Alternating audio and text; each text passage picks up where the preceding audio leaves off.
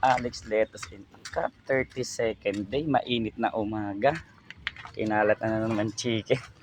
So ito na ang nangyari sa ating 32nd day. 33 days na pala. Ayan. So namamatay-matay din talaga siya.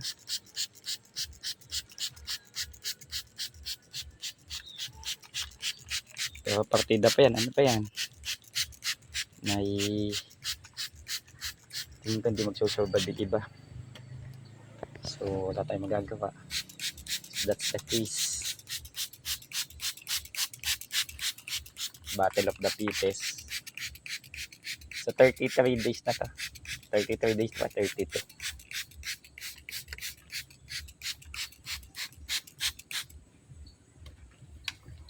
So somehow yung iba okay, marami ay hindi. Grabe kasi init. Kaya i-hydrate natin sila ng misting. So kailangan na rin talaga magtanim ng panibago. Okay, nakita nyo naman.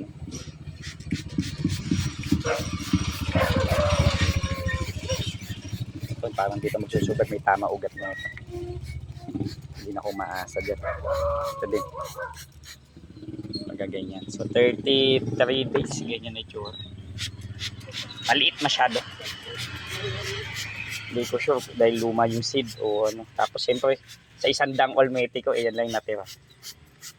Medyo luma yung naibigay sa atin na seeds.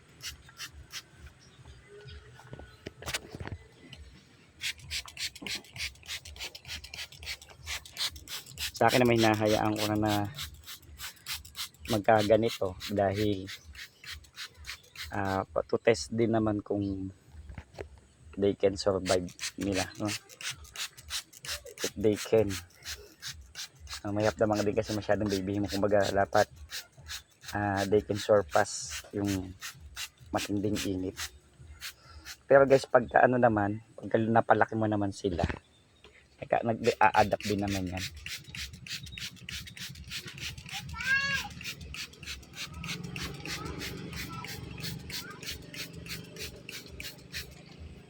Yan, pinabasa-basa natin siya. So yung maliliit dito is yung mga bagong tanim, mga late na sumibol. Yan, sa mga bago lang nakasubaybay dito sa ating video. So yan, namamatay-matay na yung mga lettuce. Ito. So, diba?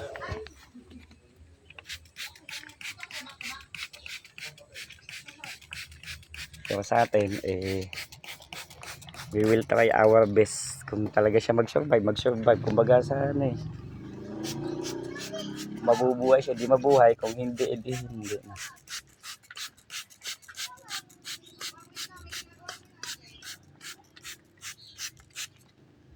Diba? So lalo ngayon, 28, May 28. So at magkakaano pa tawag dito, brown out daw mamaya. Ewan ko kung hagip kami ng brown out.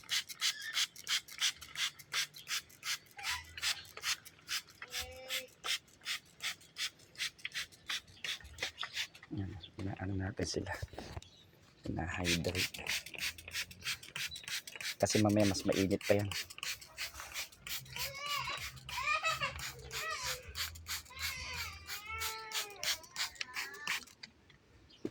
Diba? Tanghali na rin kasi ako nag-design gawa ng daming pagod. Daming pagod kaya tinanghali. Tsaka daming puyat. So yung junction natin, pumangit na siya. Medyo lanta. 33 days. Ito 33 days. Pero ito, sa ganitong size pa, sa ano siya, parang sa akin, ano lang to.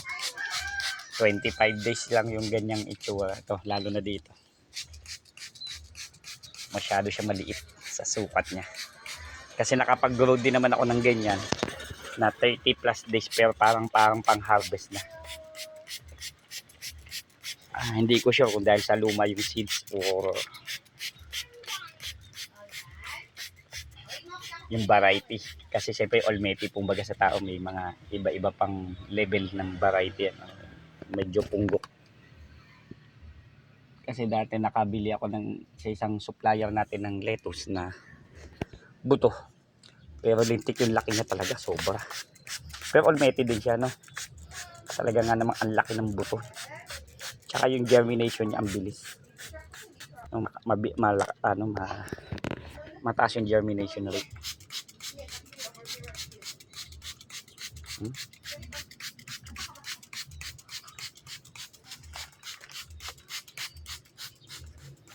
Ito pagka ganito may problema natin. Dapat to nakain na. Hindi na yung tatagal. Matay lang yan. So yung ganyan sa ilalim parang ang sakit niya, trips. Namamatay yung ilalim. Maaari din kasi may tama sa ugat.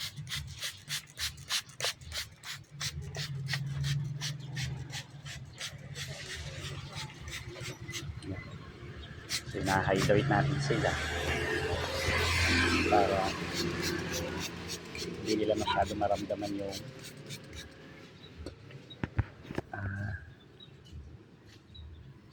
may mga ganyan pa insekto.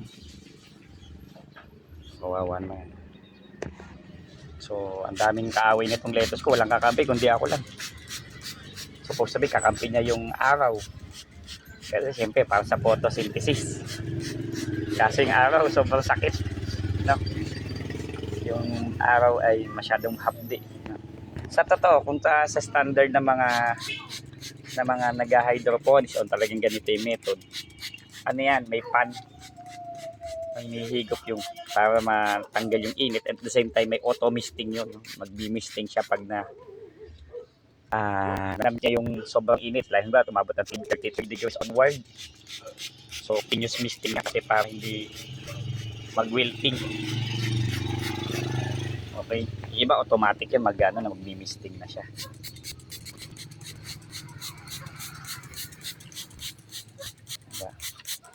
Pero dahil hindi naman automatic atin at manual tayo, manual lang tayo magmi-mistake. Diba? Nasusunog susunog siya.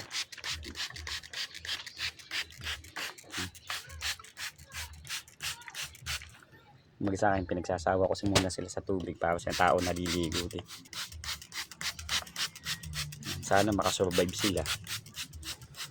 Kaya magtatanim na rin ako ng panibago pa. So pasensya na, no? Kaya nasa Batangas, si Tatay Danny sa Mount Clair.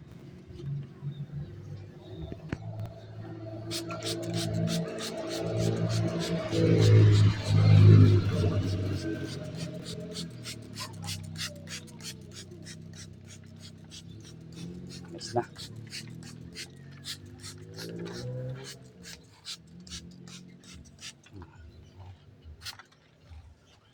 Diba? Yan mo na siya. Check natin tong kabila. So ipag video ko sinabay ko na para makita nyo ng walang daya. Ito na yung mga wala ng pag-asa. Wala na talaga. Ito, ewan kung mabubuhay pa sila, hindi mabuhay. Kung hindi mamatay. Pero sa atin, hopefully ito yung mga na-injured sa kabila, mga nalusaw na sa kabila. Hindi naman magtatanim naman tayo ng bago. Tingin ko mas maganda magtanim na lang ng bago rather than na mag-ano pa. Magtanim na lang bago. Sipin nyo, ano yan? Halos ang hawak kong buto ay mga nasa 300. 200 seeds. Sa 200 seeds ko, yan lang yung nabuhay. Parang ito tsaka ito lang yan. No, pero ang dami pang mortality, may higit kalahati. Kasi 15 bucks yung 75. So more or less ang nabuhay lang ay nasa more or less 100 plus o nasa 65% na nabuhay. Then after nun, syempre, ito. So continuous pa siyang namamatay. So sa ngayon ay nasa ano na lang siya. Sa from 200 ay parang nasa 90 na lang yata ito. Hindi nabubuhay pero karamihan pa ay pamamatay pa. Still may mga namamatay.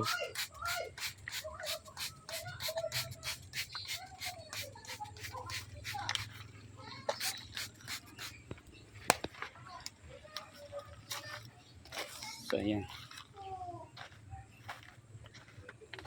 Ayan na.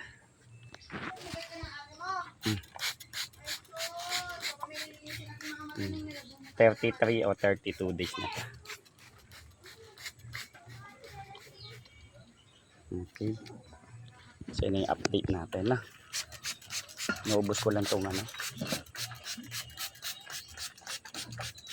Laman ng sprayer. Nasira ng sprayer ko, kaka-spray. Meron akong didibomba kaso nasira na lumutong.